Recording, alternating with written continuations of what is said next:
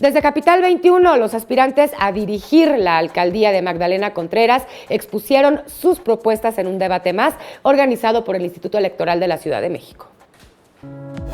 Este domingo se realizó el debate de los 8 candidatos para ocupar el cargo de la alcaldía en la demarcación de la Magdalena Contreras en la Ciudad de México.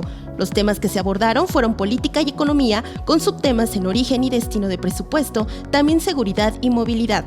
Por parte de Meli Hernández Rojas, de la Coalición por la Ciudad de México al Frente, comentó contar con equipo profesional y capacitado para garantizar nueva planeación de los recursos con transparencia. Luis Gerardo Quijano Morales, del Partido Revolucionario Institucional, a través de la dinámica en las redes sociales, dará a conocer la información del manejo de presupuesto e invertir en tema de salud, ampliar clínicas, rehabilitación de escuelas. Mariana Aide Ortega Segovia, del Partido Verde Ecologista de México, aplicará autogeneradores y recursos federales para apoyar las colonias de la demarcación, duplicará los recursos y ejercerá programa de empleo temporal. Por parte de Patricia Jimena Ortiz, de la candidatura común Juntos Haremos Historia, multiplicará por 5 el presupuesto destinado a activar la economía a través de la sustentabilidad, acceso a la educación, cultura y tener un territorio seguro. Sonia Núñez, de Nueva Alianza, impulsará el presupuesto autogenerado y se fomentará áreas que no están en actividad a través del turismo, cultura y arte.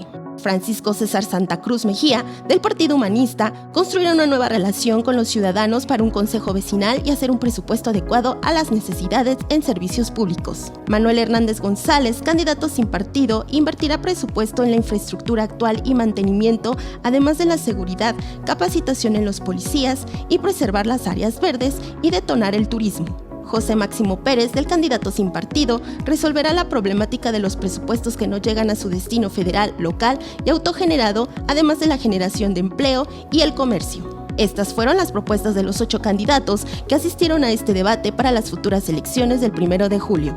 María José Valencia, 21 Noticias.